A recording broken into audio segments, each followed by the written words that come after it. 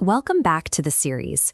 Today, we're examining a hidden biochemical war that takes place entirely within the bloodstream of patients with systemic autoimmune disease. Look at this clinical profile. We have a young female, previously diagnosed with a systemic autoimmune condition, who also has secondary AntiPhospholipid Syndrome, or APS. To prevent blood clots, she's placed on a standard of care maintenance protocol. She takes the anticoagulant warfarin, and her daily dose is carefully titrated to reach a target INR between 2.0 and 3.0. Warfarin acts as a chemical buffer to keep her blood flowing smoothly. By suppressing vitamin K-dependent clotting factors, it creates a golden shield. The scales of coagulation are perfectly offset, favoring neither excessive bleeding nor abnormal clotting. For a low to moderate risk patient, this delicate equilibrium should reliably prevent recurrent deep vein thrombosis. But then the system fails. She presents at the ER with symptoms of a massive breakthrough venous clot. The smooth flow hits a wall, despite her strict adherence to the protocol. This creates immediate clinical confusion. The standard threshold of protection, the exact chemical buffer we relied on, has been physically breached. This breakthrough contradicts standard medical assumptions about anticoagulation. We are now forced to ask why a dose proven to stop clots in the general population completely failed here. When facing a breakthrough clot, the mandatory first step is to verify clinical compliance. We have to make sure the patient was actually taking her medication. Checking this clinical decision table, we see the directive to continue maintenance medications. But we need to verify remission, meaning we must prove the medication was actively working in her system at the exact moment the event occurred.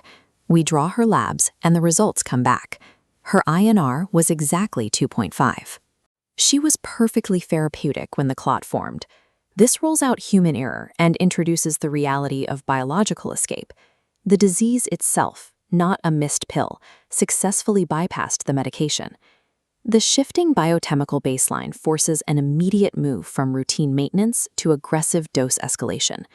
To understand why, look at this antibody profile. The specific antagonist driving this aggressive clotting is the presence of antiphospholipid antibodies. These antibodies execute a two-hit mechanism. First, they latch onto beta-2 glycoprotein 1 resting along the vessel walls. That binding triggers an aggressive cascade. The vessel walls sprout tissue factor spikes, while passing platelets instantly activate, turning jagged and clumping together. This combined procoagulant drive is incredibly powerful. It physically overwhelms the INR 2.0 to 3.0 blockade, pushing right past the warfarin shield. We call this endothelial activation, a process where the cells lining the blood vessel are actively hijacked to promote clot formation rather than prevent it.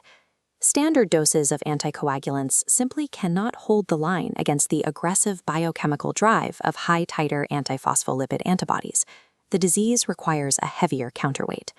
The clinical objective is now clear. We must raise the chemical threshold to meet the sheer aggression of the disease.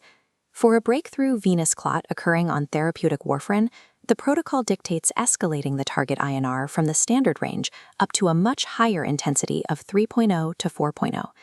If you look closely at rule number 3 on this reference chart, it discusses combining low-dose aspirin with other therapies for fetal protection.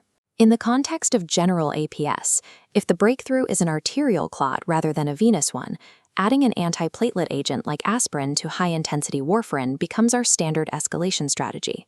This shield floods the system with a higher concentration of anticoagulants. It suppresses the antibody cascade, breaking the clot apart and restoring the smooth wall. Looking at these final clinical markers, the core takeaway is straightforward. A breakthrough event on standard therapy demands immediate verification of compliance, followed by a decisive escalation in dosage. The therapeutic window in APS must be recalibrated the moment clinical evidence suggests the disease has bypassed standard chemical barriers.